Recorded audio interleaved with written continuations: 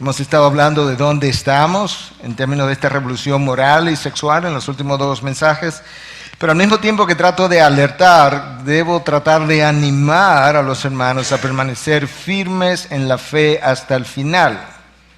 Tengo que hablar de malas nuevas del futuro cercano y a la vez necesito seguir animándolos a batallar fervientemente, a defender fervientemente la palabra de Dios hasta que usted culmine su carrera y animarlo a terminar esa carrera bien. Y parte de lo que yo quiero hacer antes de orar y para conectar con mi mensaje anterior es repetir un par de cosas, si me dan 3-4 minutos para repetir un par de cosas que ya ustedes escucharon de parte mía incluso. Y esas son, número 1, que lamentablemente la iglesia en algunas regiones, sobre todo en Europa, ha muerto, ha prácticamente desaparecido.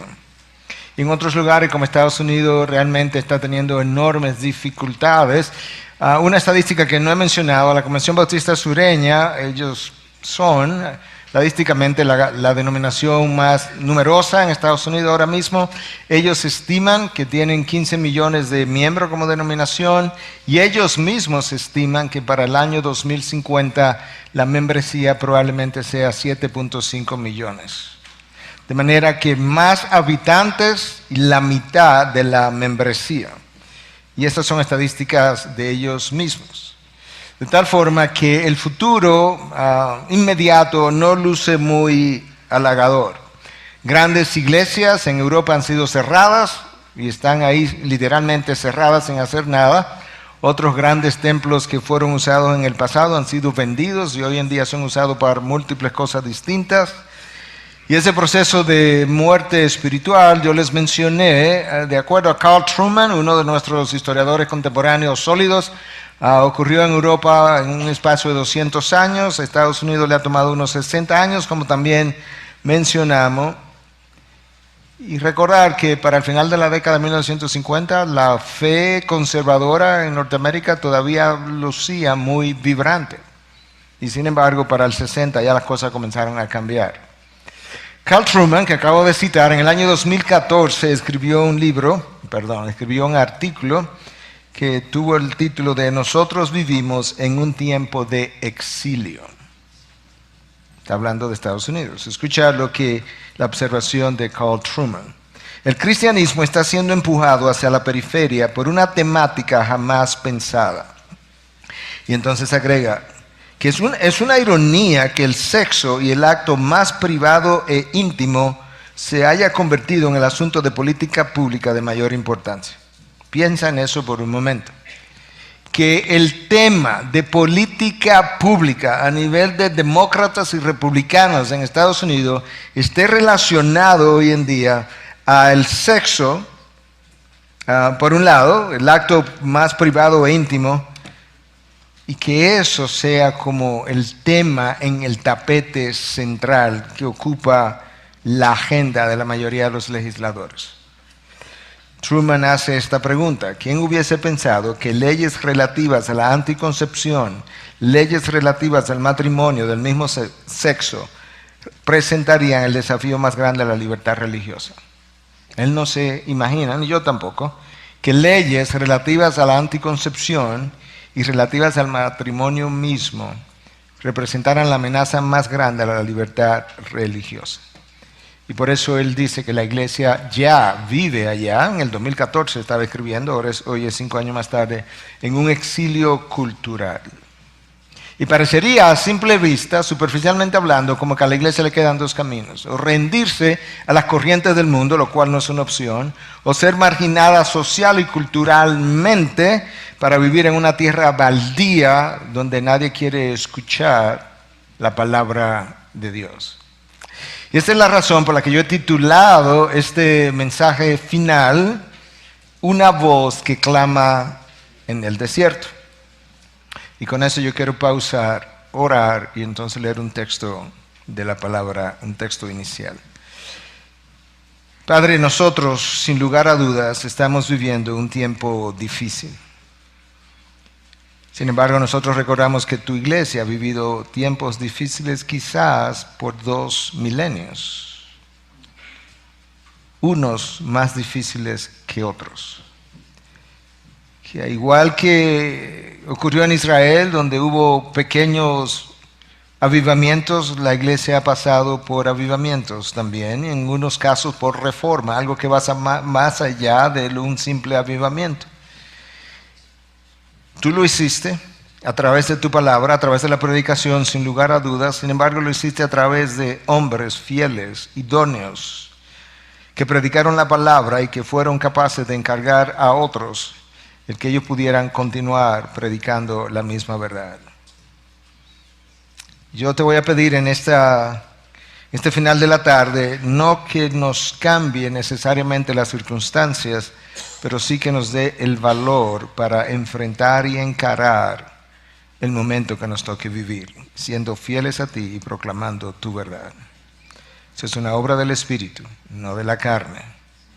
Por eso yo te pido que nosotros podamos rendir cada vez más el control de nuestras vidas a la suficiencia de tu palabra y la dependencia de tu Espíritu.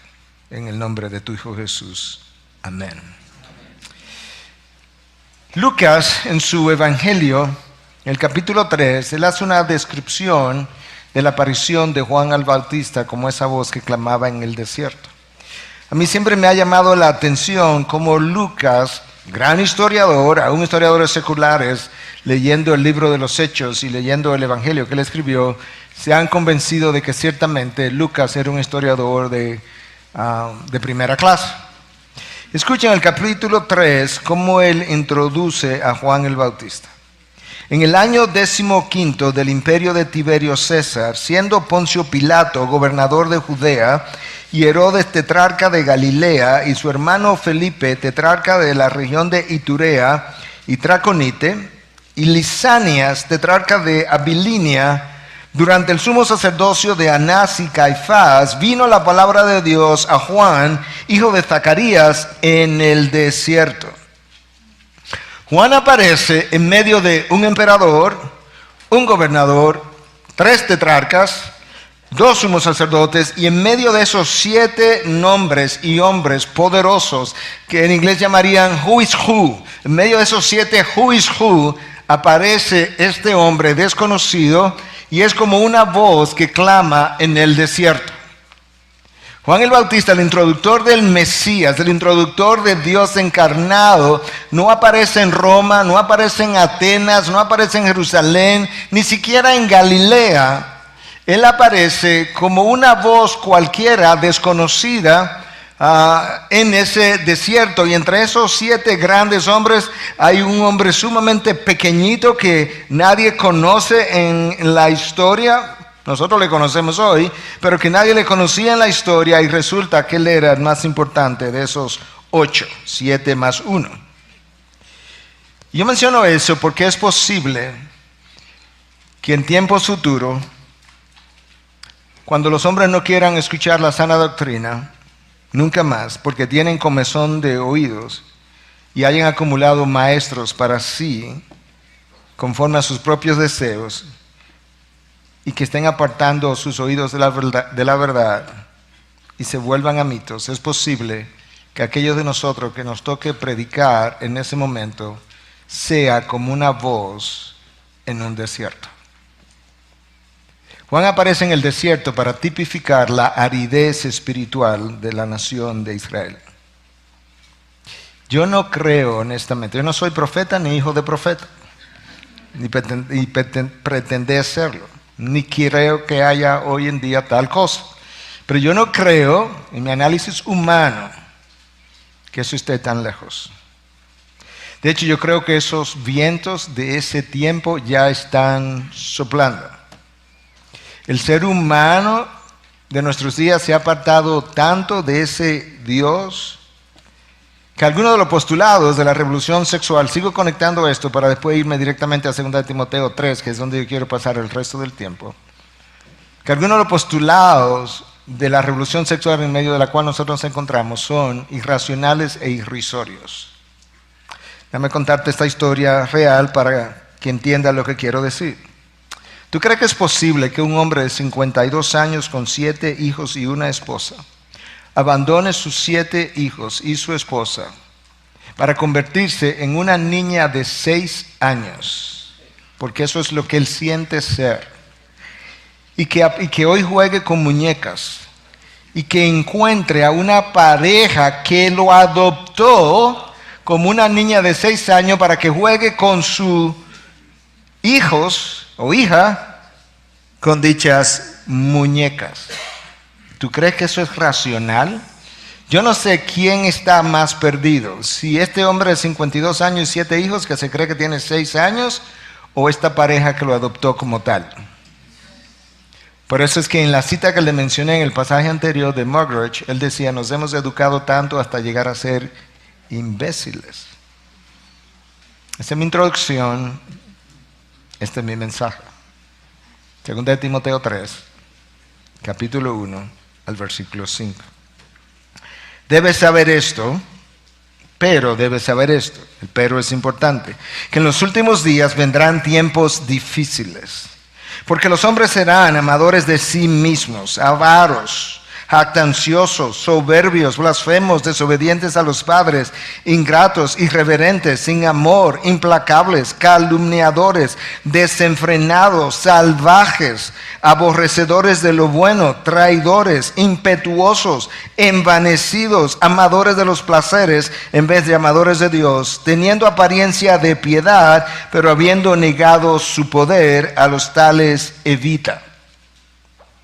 Nota cómo Pablo comienza hablándole a Timoteo en esta última carta del maestro a su discípulo más joven, en una carta sumamente personal, donde Pablo alude a la fe que había sido depositada en él o cultivada en él a través de su madre, a través de su abuela. Es una carta bien personal, es una carta final, no hay otra carta después, es una carta intensa, es una carta que cuando tú comienzas a leerla de una sola sentada del capítulo 1 hasta el final, tú experimentas como un crescendo y tú estás como sintiendo realmente la realidad que Pablo presenta aquí de que su tiempo, el tiempo de su partida ha llegado. Estas son las últimas palabras de Pablo para su discípulo más joven a quien él amaba entrañablemente.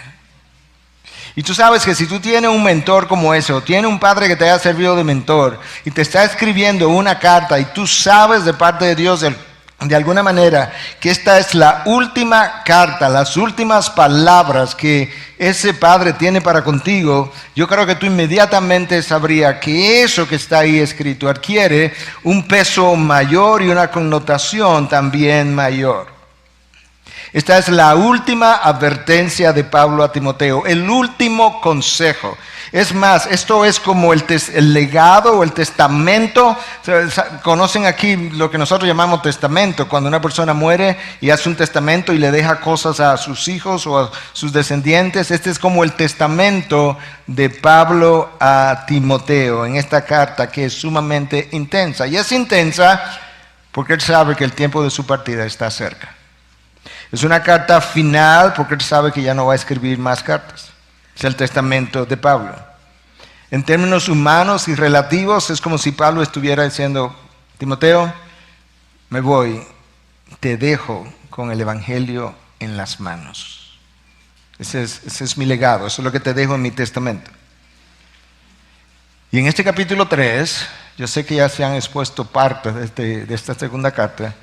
Escucha cómo Pablo comienza. Pero debes saber esto, que en los últimos días vendrán tiempos difíciles. Pablo comienza de una manera enérgica. Ahí hay un tiempo verbal en el imperativo. Debes saber esto. Nosotros pudiéramos traducirlo como tienes que saber esto. Esto no es una sugerencia, esto no es una opción. Tú tienes que saber esto, que vendrán tiempos difíciles. Ahora, necesita entender también que esta frase, los últimos días, a la luz del Nuevo Testamento, no implica exclusivamente los días inmediatos a la segunda venida de Cristo. No, es un tiempo largo, es un tiempo que va desde la ascensión de Cristo a los cielos hasta su retorno a la tierra. Es un tiempo que comprende desde su primera venida a su segunda venida. Y de hecho, hay algo en el texto mismo que te da a entender que eso es así, porque lo vamos a ver en un momento. Y Pablo le está diciendo, Timoteo, Aún en tu tiempo te vas a encontrar con tiempos difíciles. Pablo sabía que la iglesia pasaría a lo largo del tiempo por diferentes épocas difíciles. Yo creo que tú puedes pensar en algunos de ellos. John Stott, comentando acerca de este pasaje, compara a la iglesia con un barco y dice, la iglesia es como un barco y ese barco de la iglesia a lo largo de su historia pasaría y va a pasar por tiempo de tormentas, tiempo de huracanes, tiempo de tempestades. Y la palabra ahí traducida como difíciles en el lenguaje original es chalepos. Y esa palabra pudiera ser traducida, y ha sido en algunos casos, como duros. En los últimos días vendrán tiempos duros, duros de soportar, tanto por el sufrimiento físico como por el sufrimiento emocional y mental del creyente. Tiempos difíciles, pudiera ser otra traducción. Tiempos de estrés, violentos, peligrosos, todas esas son sinónimos posibles. Tiempos difíciles de soportar es como el énfasis de este texto. En el griego clásico, esa palabra chalepos se usaba para referirse a bestias salvajes, peligrosas en un mar enfurecido. Eso te puede dar una idea de qué es lo que Pablo está pensando, de qué clase de tiempos son los que vienen. En el Nuevo Testamento la palabra es usada solamente una sola vez más y es para referirse a los endemoniados gadarenos, hombres que por su posesión demoníaca eran tan salvajes y tan indomables como las fieras del campo.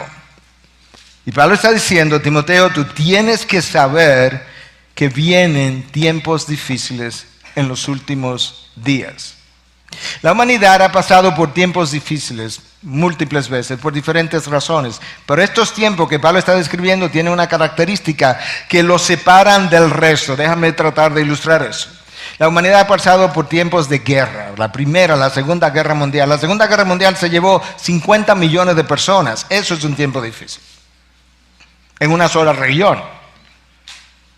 En otras ocasiones ha habido grandes catástrofes naturales que se han llevado miles de personas. Otras veces la humanidad ha pasado por plagas. La plaga bubónica producida por Pasturella pestis en los años de 1300 se llevó 25 millones de habitantes en Europa y de 40 a 60 millones de habitantes en África y en Asia. ¿Tú sabes cuánto eso representaba de la población mundial? 1/3 de la población mundial. Imagínate, nosotros tenemos alrededor de 8 billones de personas. Hace unos meses atrás creo que finalmente alcanzamos la cifra de 8 billones, de acuerdo a cálculos, obviamente, que 1/3 de 8 billones, que representaría un poco más de 2,5 billones de personas, desaparecieran fruto de una enfermedad infecciosa. Eso fue un tiempo difícil. De manera que la humanidad ha pasado por tiempos difíciles debido a guerras, a desastres naturales, debido a plagas. Pero Pablo no está hablando de eso.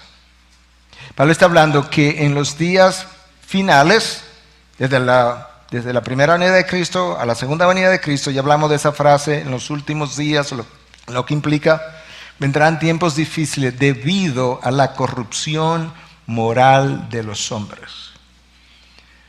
Esto es un tiempo completamente único en relación a estos otros que yo te acabo de describir. Y en la medida en que los tiempos avancen y en la medida en que nos acerquemos al retorno de Cristo, las cosas empeorarían, como menciona Pablo en este mismo texto, excepto unos versículos más adelante, el versículo 13. Pero los hombres malos e impostores irán de mal en peor, engañando y siendo engañados. Dios advierte por medio del apóstol Pablo que en la medida en que el tiempo pase y se acerque a la segunda venida de su Hijo, en esa misma medida los tiempos, la corrupción de la mente, del corazón de los hombres irán de mal en peor. Yo creo que eso nos ayuda a entender por qué estamos en medio de esta revolución moral y sexual que hemos venido describiendo. Y la razón es solamente una, es que el hombre se ha ido alejando cada vez más de Dios. Y en la medida en que tú te alejas de Dios, en esa misma medida, este hombre que está aquí cada vez más lejos de Dios, él tiene menos reflexión de lo que es la imagen de Dios en él. Y mientras menos refleja la imagen de Dios en él, más como que tú te acercas a lo que los demonios son capaces de hacer y mucho menos eres capaz de hacer aquella cosa que el hombre, aún caído, pudiera hacer en una cierta bondad común que a veces vemos en los hombres. Y si tú piensas que ese hombre no está solamente lejos de Dios, sino que tiene su conciencia cauterizada, como Pablo le dice a Timoteo en otro pasaje, y piensas que también ese hombre no piensa que hay nada absoluto, ninguna verdad absoluta que lo limite, entonces tú puedes entender que posiblemente a la hora de predicarle a esa generación, tú seas una voz predicando en el desierto. Quizás tú seas un Noé. Quizás tú seas un Isaías que predicó por 50 años y Dios le dice, nadie te va a escuchar. Van a ver, pero no van a... Viendo no verán, y oyendo no entenderán. O quizás nosotros seamos como un Juan el Bautista que literalmente apareció predicando en el desierto. Por eso es que yo creo que si Pablo le dijo a Timoteo en el primer siglo que en los últimos días, y incluía dentro de los últimos días, días que Timoteo viviría, vendrían tiempos difíciles, entonces yo creo que hoy nosotros tenemos más razones para pensar que estamos o entraremos en tiempos más difíciles aún. Esto implica que predicar a una audiencia que no cree en ninguna autoridad y predicar a una audiencia que no cree en valores absolutos y por tanto no cree que hay un Dios regidor, juez del cielo y la tierra y que tiene una conciencia cauterizada como yo acabo de mencionar, que eso será extremadamente difícil y que nuestra voz, la voz de la iglesia, quizá esté también en ese desierto espiritual en un tiempo no muy lejano. Ahora la pregunta es, ¿qué es lo que hace que esos tiempos sean difíciles? Versículo 2.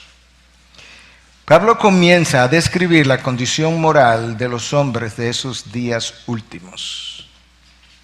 Y Pablo usa 19 adjetivos, ninguno bueno, para describir cómo serían esos hombres. Esos 19 adjetivos están como entre dos portalibros. El primer portalibro es una frase, amadores de sí mismos. Y el último portalibro, en esos 19 adjetivos, es otra frase, no serán amadores de Dios. Y si no son amadores de Dios, ¿qué serán? Amadores de los placeres. Eso que está ahí entre esos dos portalibros es lo que va a hacer los tiempos difíciles. Pero claro, si tú vives tan centrado en ti mismo, eso va a causar una corrupción en tu interior. Y es interesante que parecería que Pablo está consciente de que va a haber una corrupción de algo que es una virtud central en el carácter de Dios y es el amor. ¿Por qué digo eso? Bueno, escucha. 5 veces Pablo se refiere a la corrupción de esa virtud. Amadores de sí mismo, versículo 2. Avaros, o como otras traducciones lo tienen, amadores de su dinero. Versículo 2 también. Sin amor, versículo 3. Amadores de los placeres, versículo 4. No amadores de Dios, versículo 4. 5 distorsiones de esa virtud, amar, que es centrar al carácter de nuestro Dios. La frase clave, yo estoy convencido, es esa, amadores de sí mismo. Todo lo que se dice ahí, los otros 18 adjetivos o frases que aparecen ahí, cuelgan, por así decirlo, de esa frase, amadores de sí mismos. Hombres hedonistas. Cuando te amas a ti mismo hasta un nivel extremo, tú demandas que se te apruebe y se te celebre todo lo que tú crees, todo lo que tú sientes, todo lo que tú entiendes es un derecho personal que tú tienes. Y quizás eso te ayude a entender los tiempos que estamos viviendo de esta revolución. Para mí es interesante leer muchas veces lo que gente secular escribe simplemente por una razón, y es para percatarme cuánto el mundo secular sabe de lo que la Biblia describe. Y recientemente se publicó un libro en inglés con el nombre de La epidemia del narcisismo. Gene Twenge y Keith Campbell. Ellos no son cristianos. Ellos dicen que nosotros estamos en medio de una epidemia narcisista. De acuerdo con estos autores, esa epidemia narcisista comenzó en la década de 1970. Yo sé que algunos de ustedes son tan jóvenes que no podrán ni siquiera, no conocerían los títulos que voy a mencionar, o no podrían ni siquiera recordar algo así si estaban tan jóvenes. Pero en la década de 1970 yo lo recuerdo perfectamente porque yo ambos libros que voy a mencionar los vi y los leí.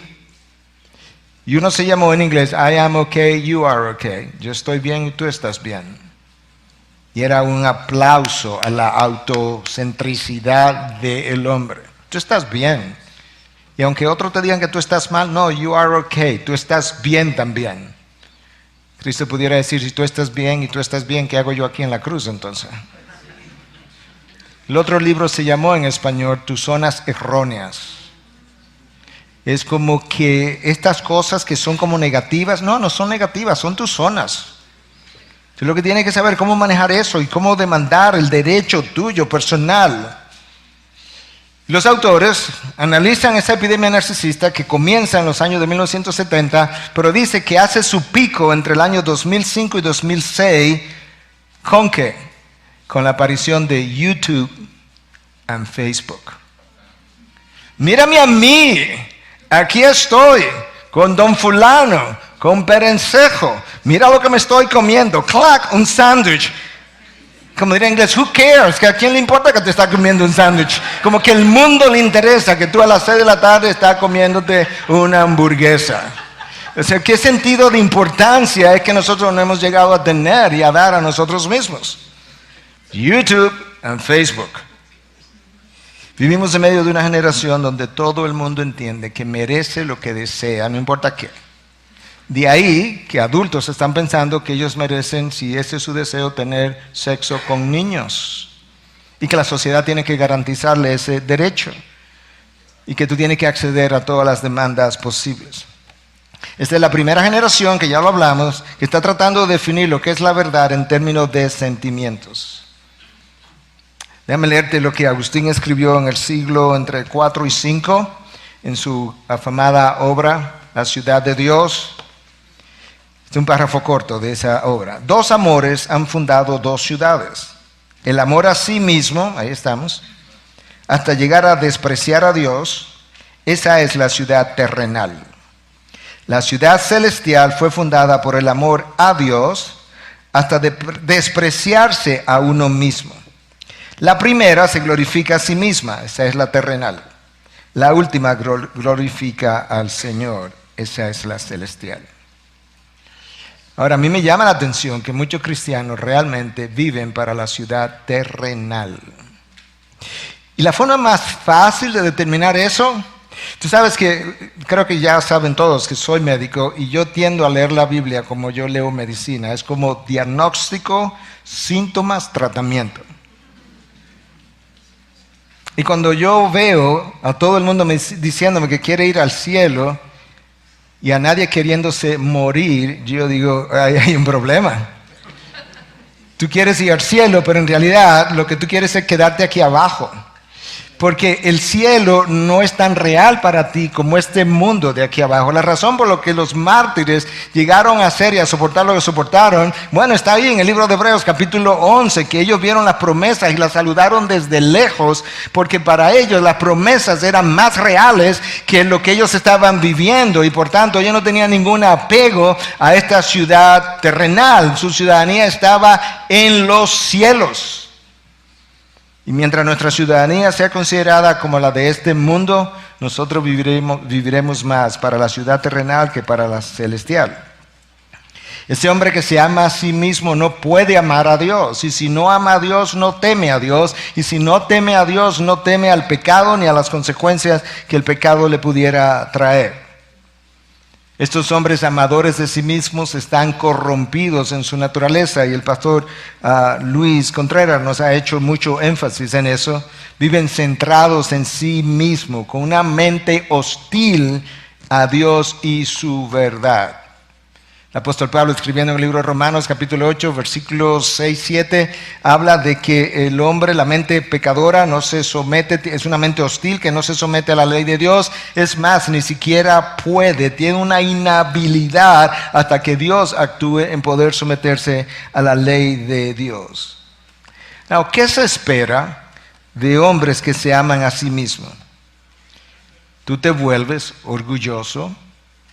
Un sinónimo sería jactancioso.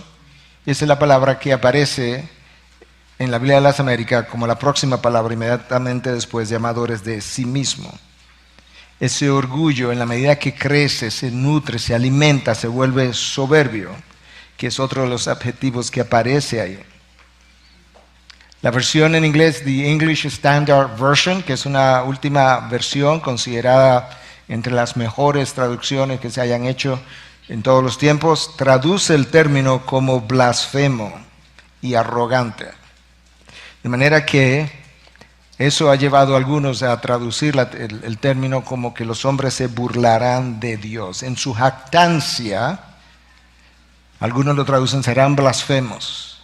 En su jactancia van a ser burladores de Dios. Y de hecho, creo que el pastor Luis Contreras aludía a eso también, como algunos se burlarían acerca de la promesa de que Dios volvería y que estarían pensando que no, Dios no va a volver porque nada ha pasado, de que comenzaron los tiempos, nunca nada ha cambiado, siempre todo ha seguido igual. De manera que los hombres serán jactanciosos, soberbios, blasfemios, desobedientes a los padres. Yo mencioné esta mañana, yo no creo que esa frase se refiere a hijos grandes que se casaron y ya tienen hijos y nietos y bisnietos. No, yo creo que se está refiriendo a hijos que viven bajo el techo familiar todavía, hijos desobedientes a los padres. Y mencionaba que hoy en día ya nosotros podemos ver cómo esa tendencia natural de los hijos de desobedecer a sus padres, tú nunca has tenido que enseñarle a un hijo a desobedecer, tú tienes que enseñarle a un hijo a obedecer. Tú nunca le has dicho a un hijo, mi hijo, no te portes tan bien. Tú eres increíble. Tú eres como nadie en tu obediencia.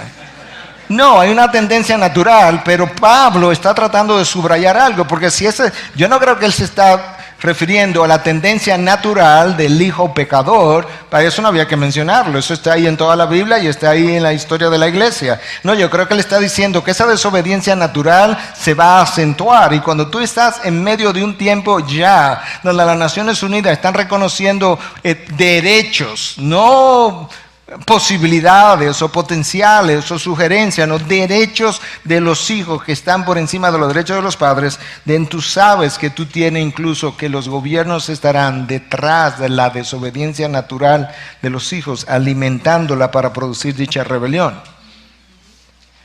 Hay una corrupción moral que hace los tiempos difíciles, pero ¿sabes qué? Yo creo que a lo que Pablo está apuntando es que podamos entender que esa corrupción moral aumentada va a comenzar a una temprana edad. Desobedientes a los padres. Yo creo que hemos comenzado a ver eso.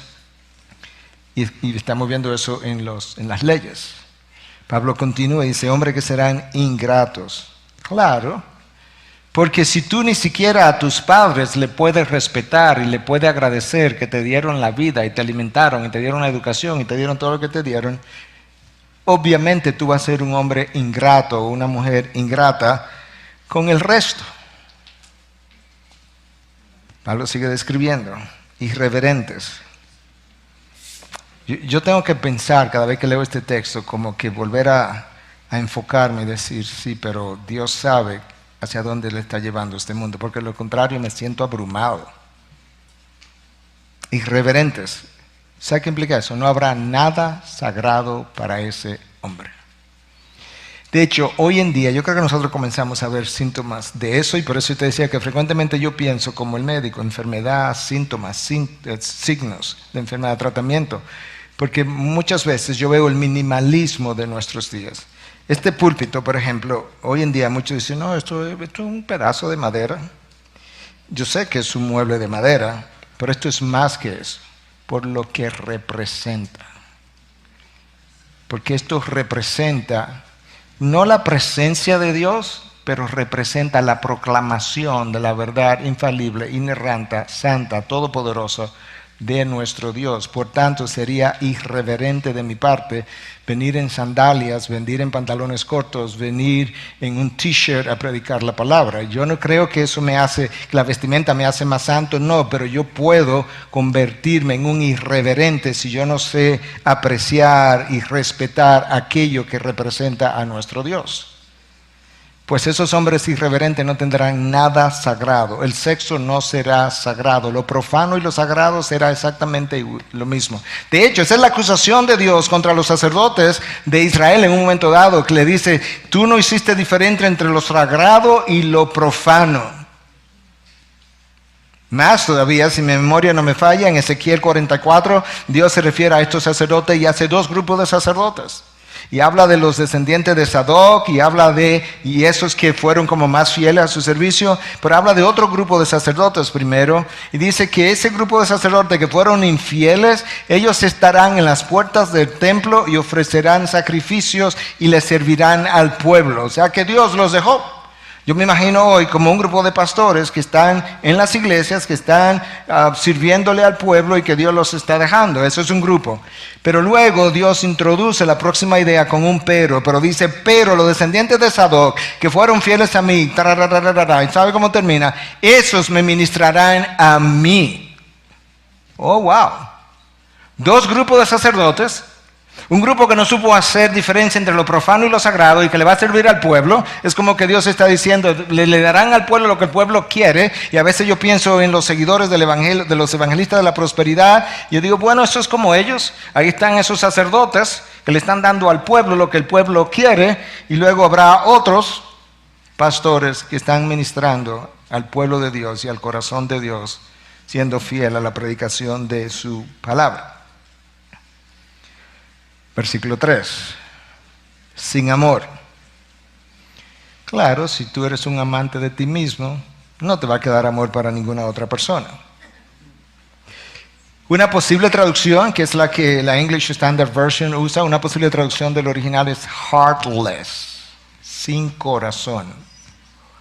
Wow. Estos hombres que están haciendo los tiempos difíciles no tienen corazón. Nada les importa, le importa. Por eso es la figura en 2 de Pedro que mencionaba el pastor Luis, que era como seres irracionales, como animales, sin corazón, sin emociones genuinas, sin virtudes. Es una forma de decir sin sentimiento por nada ni por nadie. Eso prácticamente describe un psicópata. Un serial killer, un asesino en serie. Por eso la siguiente palabra es importante, porque primero cuando me dice sin amor o sin corazón, lo próximo que viene dice implacables, absolutamente. Un hombre, una mujer sin corazón tiene que ser una figura implacable. Yo conversaba con alguien recientemente. La historia detrás de todo esto tengo que dejarlo sin mencionar, pero esta persona me dijo no sé cuántas veces, Miguel, yo soy implacable.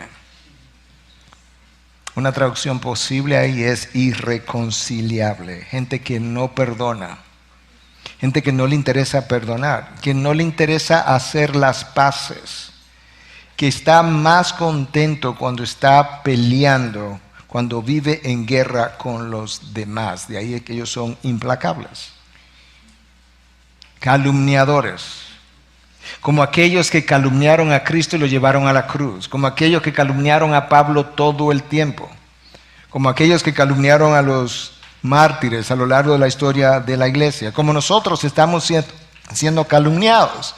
Los líderes de la revolución moral y los líderes de la revolución sexual nos llaman a nosotros intolerantes, cerrados de mente, retrógrados, trogloditas, calumniadores. Muchos de los guerreros de la ideología de género son calumniadores y son blasfemos y son irreverentes y son implacables. Ahora, yo le hablaba a nuestra iglesia recientemente. Yo hice un compromiso hace muchos años atrás que no voy a predicar nada a otra congregación que de alguna manera yo no le haya enseñado a mi iglesia primero, porque ¿con qué derecho yo voy a decirle a otra congregación cosas que yo no le he dicho a mi congregación? No tiene que ser el mismo sermón, pero sí que ellos lo sepan. Yo le decía a mi congregación, a nuestra congregación recientemente, ahora en medio de esos tiempos así, cuidémonos de no responder nosotros no bíblicamente, de no responder nosotros impíamente.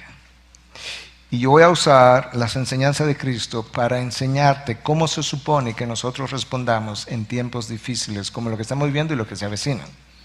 En Lucas 6, estoy en Lucas, recuerden que comenzamos con Lucas 3, para introducir a Juan el Bautista a esa voz que clamaba en el desierto. Ahora estoy en Lucas 6, versículo 27 al 31. Pero vosotros los que oís, os digo, amar a vuestros enemigos, haced bien a los que os aborrecen, bendecir a los que os maldicen, ¿tú estás escuchando? Y orar por los que os calumnian. Al que te hiera en una mejilla, preséntale también la otra. Y al que te quite la capa, ni aun la túnica le niegues. A cualquiera que te pida, dale. Y al que te tome lo que es tuyo, no pidas que te lo devuelva. Y como queréis que hagan los hombres con vosotros, así también haced vosotros con ellos. Pastor, o sea que yo debo amar al que me aborrece. Yo no dije eso. Cristo dijo eso. Que yo debo amar al que me calumnia. De nuevo, yo no tengo autoridad para decir eso. A mis enemigos yo tengo que amar. Yo tengo que pagar el mal que me hacen con un bien. Sí, porque si lo hace de la otra forma, ¿cuál es la diferencia entre tú y yo y el resto de los impíos incrédulos que no tienen al Espíritu de Dios en su interior? No habría ninguna diferencia.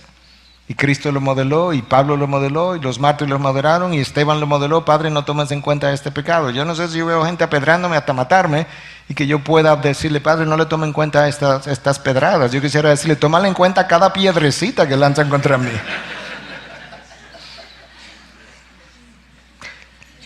La próxima descripción de estos hombres, esa descripción es intimidante. Porque escucha lo que dice. Serán desenfrenados, salvajes, es como bestias, aborrecedores de lo bueno. Desenfrenados implica sin dominio propio, sin control, pasiones sin freno. Eso es lo que Pablo está tratando de comunicarle a Timoteo. Cada cual demandando que le den lo que ellos quieren. Salvajes, o de acuerdo a otras traducciones, brutales. Brutales. Que no solo no hacen lo bueno, sino que aborrecen lo bueno. Eso es peor. Eso es un grado de maldad peor. Yo no hago lo bueno, pero sabes que cuando veo a alguien hacer lo bueno, yo aborrezco eso que tú estás haciendo, que es bueno. De nuevo, es casi como describiendo el sentimiento de un demonio. Lo bueno le produce aversión. ¿Has pasado alguna vez por una pocilga de puerco? De muy mal olor. Que tú pases y haces... Estos hombres que aborrecen lo bueno es como que verían lo bueno y hacen... Por eso es que la palabra de Dios no le interesa. No la pueden soportar. La odian. Y odian a sus proclamadores. Versículo 4. Traidores, impetuosos, envanecidos, amadores de los placeres en vez de amadores de Dios, teniendo apariencia de piedad, por habiendo negado su poder. Escucha una frase clave ahora, para que entiendas que cuando Pablo le habló a Timoteo, él esperaba que Timoteo enfrentara hombres así. Punto y coma. A los tales evita. ¿Quién? Tú, Timoteo. Los últimos días incluye todo ese espacio de tiempo entre la primera venida de Cristo y su ascenso y la segunda venida de Cristo. En ese tiempo van a venir hombres así, pero con una condición: en la medida que el tiempo avance irán de mal en peor. Ahora, Timoteo, tú vas a enfrentar a alguno de estos hombres con alguna de estas características. A los tales evita. La palabra llama a Dios, al hombre a amar a Dios en extremo, pero estos hombres se van a amar a sí mismos en extremo y por tanto van a amar los placeres en extremos. Hoy en día ya se comenzó a hablar a nivel legal de aprobar la poligamia. Hace un tiempo atrás, no hace muchos años atrás, la prostitución era un delito penalizado con la cárcel. La prostitución está legalizada. Se llama trabajo social en mi país. Trabajadoras sexuales, le dicen otros. ¿Por qué tú piensas que las orgías hoy en día ni siquiera producen reacción? Es como, wow, sí, pensar que... Pero en una época, pensar eso. Hermanos, yo le he dado consejería a personas que por lo menos la esposa decía en el momento ser cristiana y el esposo la fue llevando y la fue empujando a ver pornografía, a la práctica de la pornografía durante su intimidad, hasta eventualmente empujarla, por lo menos sé de 2 casos, a tener un trío en la relación íntima. Amadores de sí mismos, amadores de placeres, aborrecedores de lo bueno. Dios dice, en mi presencia hay plenitud de gozo y delicias a mi diestra. Ese hombre que se ama a sí mismo dice, en mi corazón hay plenitud de placeres y delicias cuando los vivo. Eso es como él piensa. Por eso la revolución sexual está inclinada a explorar todas las formas de placer posible. Todas las formas. A los tales evita. Lo increíble es que Pablo le dice a Timoteo, mucha de esta gente tendrá apariencia de piedad. Mucha de esta gente tendrá un vocabulario piadoso con una intención detrás de su vocabulario sumamente perversa. Tienen apariencia de piedad, son engañadores, ahí está la palabra, son engañadores. ¿Cómo te engañan? Porque aparecen piadosos, usan un vocabulario que usa el nombre de Dios, pero detrás tienen una intención perversa. Y eso tampoco es nuevo, eso comenzó en el jardín del Edén, cuando Satanás se acerca a Adán y Eva y le dice, con que Dios ha dicho que de ninguno de los árboles del huerto podéis comer. No, Dios no dijo eso. Dios dijo que no podíamos comer de ese árbol que está ahí en el centro, y la serpiente le dice, no, tú no has entendido. Aquí viene la piedad. Lo que ocurre es que si tú comes de esa fruta, tú serás como Dios. ¿Quién no quiere ser como Dios? De hecho, Cristo vino para hacernos semejantes a Él, y lo veréis cara a cara y seréis como Él es. De manera que en cierta medida Satanás estaba diciendo algo que tenía similitud con la verdad, pero no con la fruta, porque él sabía todo el tiempo que detrás de la intencionalidad de que comieran de la fruta había algo perverso detrás, y es que cuando lo comas morirás. Estos hombres tienen apariencia de piedad, pero son implacables. Y dada esta realidad que Pablo describe, a lo largo de su segunda carta, él tiene una serie de recomendaciones de cómo vivir estos tiempos. De manera que yo voy a hacer uso ahora de varios pasajes de la segunda carta de Pablo a Timoteo, porque yo entiendo que todo esto es como una unidad de enseñanza, y Pablo está diciendo a Timoteo, prepárate de esta forma. Entonces, lo primero que quiero mencionar, que en la segunda carta de Timoteo, en el capítulo 2, versículo 24 a 26, hay una recomendación que nos servirá para esos tiempos. Y el siervo del Señor no debe ser rencilloso. ¿Escuchaste? En medio de enemigos y calumniadores, sino amable para con todos, apto para enseñar, sufrido. Escucha ahora, corrigiendo tiernamente a los que se oponen, por si acaso Dios les da el arrepentimiento que conduce al pleno conocimiento de la verdad, y volviendo en sí escapen del lazo del diablo, y habiendo estado cautivos de él para hacer su voluntad. Primera enseñanza, no ser rencillosos sino amables. Pablo no está prohibiendo la defensa de la verdad, no. Pablo mismo múltiples veces tuvo que defender la verdad, y en ocasiones con mucho coraje o mucho valor. Lo que Pablo está diciendo es, cuando tú defiendas la verdad, no lo haga de una manera airada, no lo haga de una manera ofensiva, no lo haga de una manera hiriente, por lo menos de manera intencional, como lo hacen aquellos que no conocen a Cristo. Más bien, sé tú amables. O sea, seamos nosotros amables. Escucha como Pablo dice, para con todos. No dice amables con los que son amables, amable con los que son bondadosos, para con todos, incluyendo este grupo de hombres. y que pueda ser apto para enseñar. Pero ¿para qué tú quieres que yo sea apto para enseñar? Bueno, quiero que puedas enseñar con amabilidad y que puedas enseñar ¿para qué cosa? Para que con paciencia tú puedas tolerar y confrontar a aquellos que se oponen. La palabra amable ahí en el original es epios, que Pablo usa en 1 de Tesalónica 2:7. ¿Sabe cuál es el uso que él le da? Es el cuidado o la forma o el carácter tierno de una nodriza o una enfermera que cuida niños. Por eso que Pablo dice que cuando estaba entre ellos yo fui como una madre que amamanta a sus hijos. Esa es la palabra amables que está ahí. Es así de tierno. Ahora lo que a mí me llama la atención es que Pablo no solamente dice que debiéramos ser amables, sino que debiéramos ser sufridos. Esa es la próxima característica. Pero esa palabra ahí, sufrido, significa literalmente, escucha, soportar la maldad sin resentimiento hasta el punto de tolerar la crueldad del otro de manera paciente. ¿What? Soportar la maldad. ¿Cristo no hizo eso? ¿Esteban no hizo eso?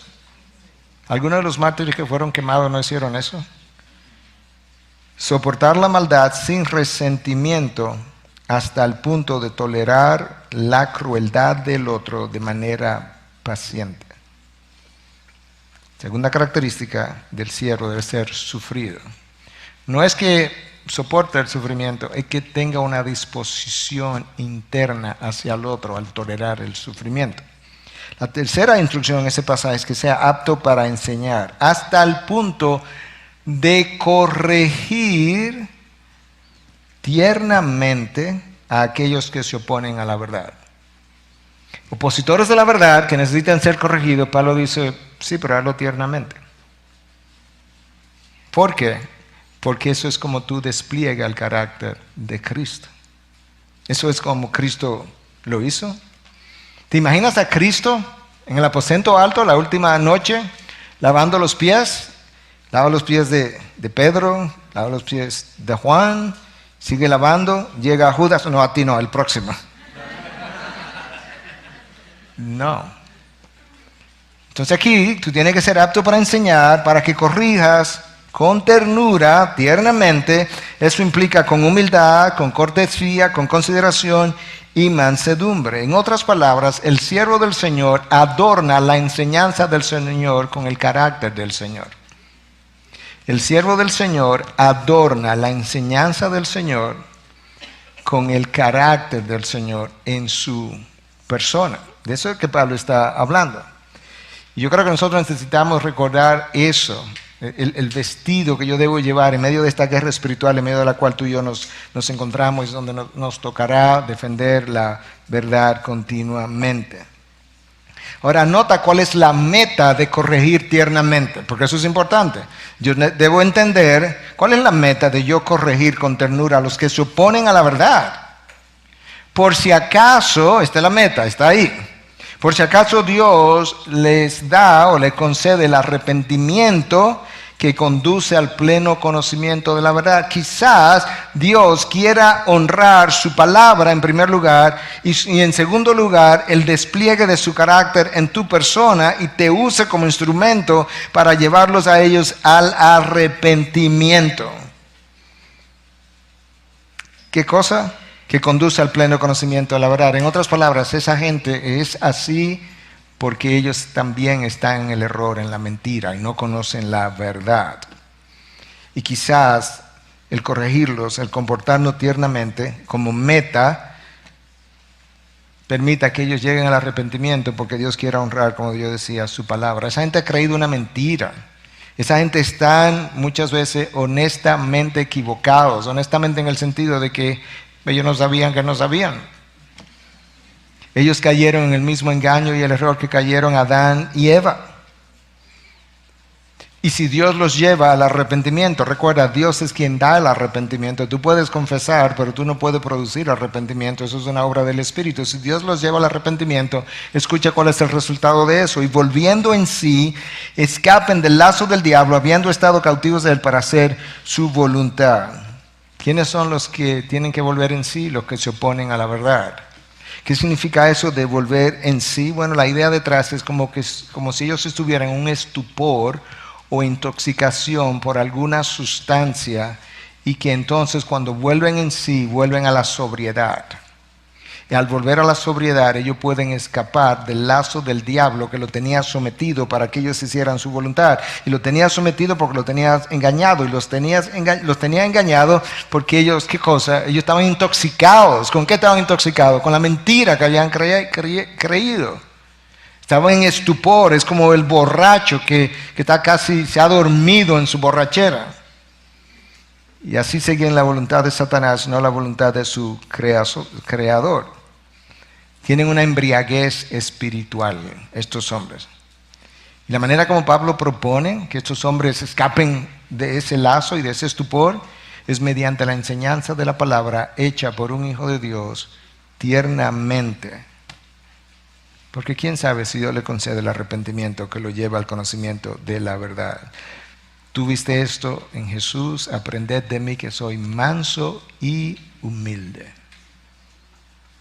¿Recuerda cómo Pedro negó a Cristo 3 veces? Y después cuando Él resucita, Él le dice, ve, le dice a las mujeres, ve y dile a mis hermanos que yo he resucitado, ve y dile a los discípulos y a Pedro. Pero Él era uno de los discípulos y esa como sobreabundancia, esa repetición. Yo quiero que Pedro sepa, el negador, que yo no me he olvidado de Él, ni lo estoy negando en esta hora, después que Él me negó. ¿Tú crees que el Señor está tratando a Pedro con ternura para que se arrepienta y llegue al pleno conocimiento de la verdad? Tú ves en la vida de Pablo, los judíos lo persiguieron y tú lees en Romanos 10, si mi memoria no me falla, que Pablo dice que él sería capaz de sacarse los ojos si fuera necesario y dar su vida por ellos si Dios lo redimiera a ellos y se olvidara de él. Y tú ves eso en la vida de cada mártir de la iglesia. Tenemos que ser sabios cómo vamos a responder a esta revolución moral. Dios me dio la oportunidad de entrar en un debate con un activista homosexual, mi hermano Reinaldo, que es uno de nuestros ancianos en entrenamiento. Creo que estuvo ahí. Si no estuvo ahí, yo sé que vio probablemente el video posteriormente. Y era un homosexual y yo que estábamos en el debate en el Ministerio de Cultura de Santo Domingo. A mí me sorprendió y me ministró, Dios me ministró, en medio del debate, que él se para por algunos comentarios que surgieron. Y dice, amigos, lo que ustedes no saben es que a mí nunca me habían tratado con tanto respeto como hoy se me está tratando.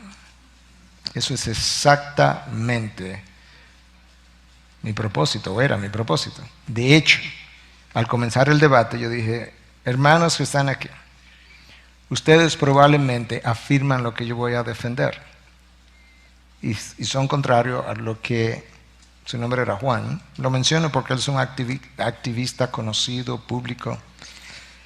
Yo lo único que les voy a pedir a mis hermanos es que seamos respetuosos. Y uno de los miembros de la iglesia, ya al final, en el tiempo de preguntas y respuestas, cuando él dijo lo mal que había sido tratado por gente que se identifica con Cristo, ese discípulo de la iglesia nuestra se paró y le dijo, hermano, en el nombre de Cristo yo te pido perdón por lo que quizás otros hermanos, de la manera como otros hermanos te hayan tratado. En nuestra iglesia hay ex homosexuales como lo hubo en Corintio. Pablo describe eso en su primera carta, capítulo 6. Hay ex homosexuales hoy casados heterosexualmente y con hijos. El ser rencilloso no nos va a ayudar. El ser condenatorio no nos va a ayudar. A corregir al que se oponen a la verdad de una manera airada no cuenta con el respaldo de Dios. La homofobia no debe tener lugar entre cristianos. La aprobación de la homosexualidad tampoco. Ninguna de esas dos cosas. Pero me encanta cuando Pablo describe quiénes no entrarán al reino de los cielos, cuando le escribe a los Corintios y le habla de los afeminados y de los homosexuales y le habla de los idólatras y de los mentirosos. Y eso erais algunos de vosotros. Pablo no está tratando, y en esa ocasión estas cartas se leían ahí con la audiencia ahí, de manera que Pablo probablemente mandó esa carta y el día que la leyeron ahí habían ex adúlteros, ex inmorales, ex difamadores, ex mentirosos, ex homosexuales. Y cuando Pablo los nombra y dice, y eso erais algunos de vosotros, él no está tratando de hacerlos sentir mal, él está tratando de desplegar el poder del evangelio para libertar al peor de los pecadores. Eso es lo que Pablo está tratando de decir. Y esto erais algunos de vosotros. Mi esposa y yo vivimos en Estados Unidos 15 años. Por 3 años y medio, casi 4, tuvimos un estudio bíblico para pacientes con HIV, con SIDA, en nuestro consultorio, en la sala de espera. Y el número de pacientes que puso su fe en Cristo Jesús fue increíble. Y las veces que me tocó predicar el evangelio en sus funerales y ver otros venir a Cristo fue increíble. El homosexual necesita lo mismo que el heterosexual, arrepentimiento y perdón de Dios. El homosexual necesita lo mismo que el adúltero, arrepentimiento y perdón de Dios. El homosexual necesita lo mismo que el heterosexual promiscuo, arrepentimiento y perdón de Dios. Yo no estoy diciendo que todos los pecados son iguales y tienen la misma consecuencia. Por Dios, no me confundan. Hay niveles de castigo en el infierno. Yo simplemente estoy tratando de hablar de cómo administrar la gracia y la justicia de una mejor manera. De manera que el apóstol Pablo nos deja estas instrucciones que vengo hablando y nos deja también algunas advertencias. En el texto de 2 de Timoteo 3, donde está la descripción de estos 19 adjetivos de estos hombres que son amadores de sí mismos, si tú sigues leyendo un poco más abajo, en el versículo 12, Pablo nos deja una advertencia, que entonces cuando la suframos no nos debe sorprender. Y en verdad, todos los que quieren vivir piadosamente en Cristo Jesús serán perseguidos. ¿Cómo?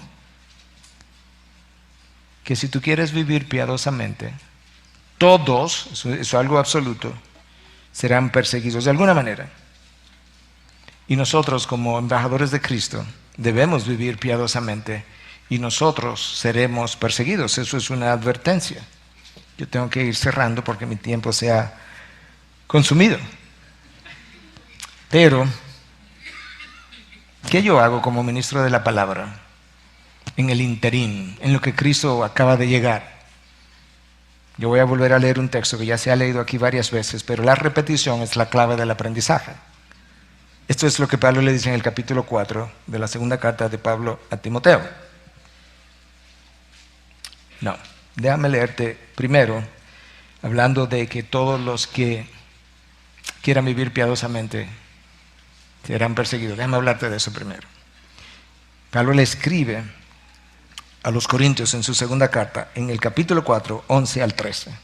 Escucha lo que Pablo dice. Hasta este momento presente pasamos hambre y sed y andamos mal vestidos. Somos maltratados y no tenemos donde vivir. Nos agotamos trabajando con nuestras propias manos. Cuando nos ultrajan, escucha, cuando nos ultrajan bendecimos. Eso es lo que Cristo dice en Lucas 6. Cuando nos ultrajan bendecimos. Cuando somos perseguidos lo soportamos. Cuando nos difaman tratamos de reconciliar. ¿Escuchaste? Cuando nos difaman no peleamos, tratamos de reconciliar. Hemos llegado a ser hasta ahora la escoria del mundo, el desecho de todos.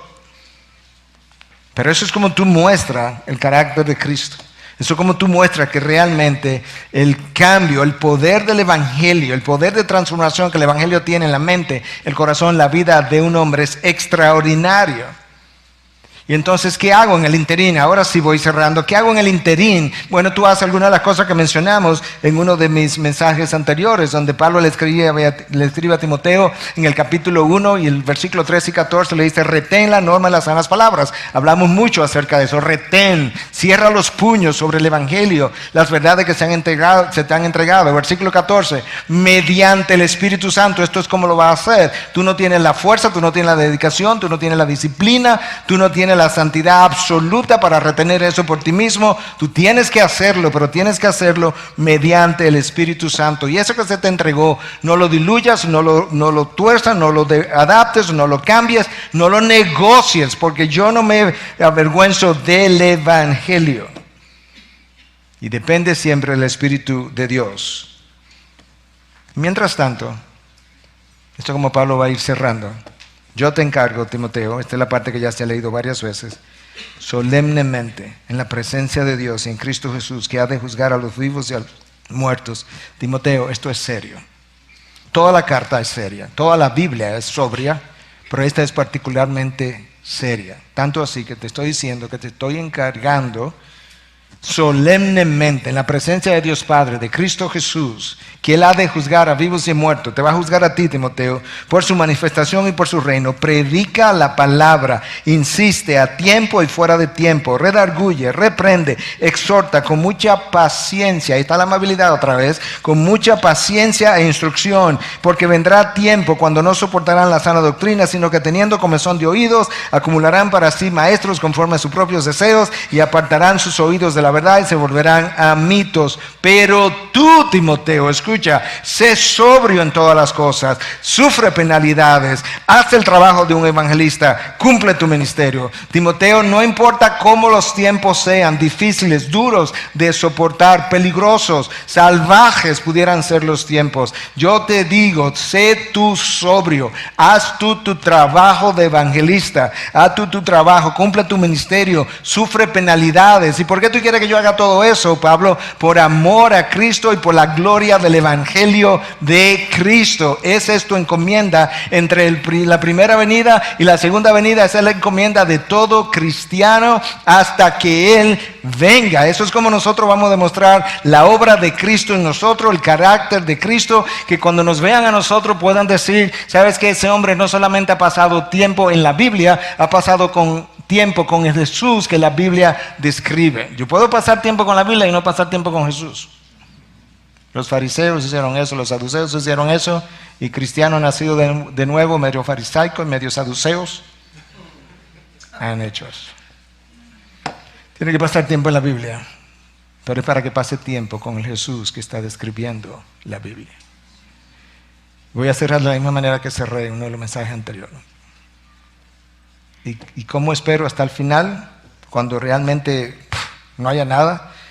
Aunque la higuera no eche brotes, ni haya fruto en las viñas, aunque falte el producto del olivo, y los campos no produzcan alimento, Habacuc 3, aunque falten las ovejas del aprisco, y no haya vacas en los establos, con todo yo me alegraré en el Señor. Habacuc ni siquiera está diciendo, yo voy a esperar en el Señor, porque bueno, ¿qué vamos a hacer? Nos vamos a resignar porque eso es lo que hay, eso es lo que nos toca. No, yo me voy a alegrar en el Señor. Yo me voy a regocijar en el Dios de mi salvación. El Señor Dios es mi fortaleza. Él ha hecho mis pies como la de los ciervas y por las alturas me hace caminar. Esa es la confianza que tú y yo necesitamos en medio de tiempos difíciles, con hombres que son aborrecedores de lo bueno, amantes de sí mismos, amadores de los placeres, que no aman a Dios, que son sin corazón, hombres que no tienen sentimiento por nada ni por nadie, hombres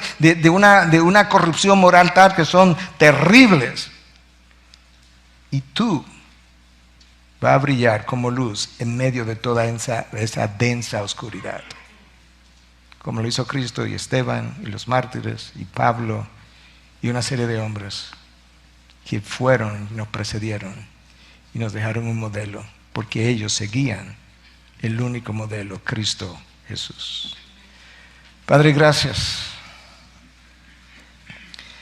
porque quizás muchos de nosotros seamos una voz que clama en el desierto. Lo más importante no es el desierto, aunque tiene una importancia. Lo más importante es la tarea que tú nos encomiendas. Y nosotros tenemos que hablar tu palabra, escuchen o dejen de escuchar, a tiempo y fuera de tiempo, hasta que tú vengas. No te voy a pedir necesariamente que cambie los tiempos, aun si eso fuera bueno. Yo, en cierta manera, sí quisiera que cambiaran, pero yo conozco la realidad que tú describes en tu palabra. De manera que más que pedirte que los tiempos cambien, te voy a pedir que tú nos dé el valor y el coraje, la fe, el denuedo, la firmeza para tener nuestros pies sobre la roca, Cristo Jesús. Y tú nos harás perseverar hasta el final, independientemente de cuán feroces sean los vientos y cuán intensos sean los temblores. Gracias en Cristo Jesús. Amén. Amén. Bendiciones.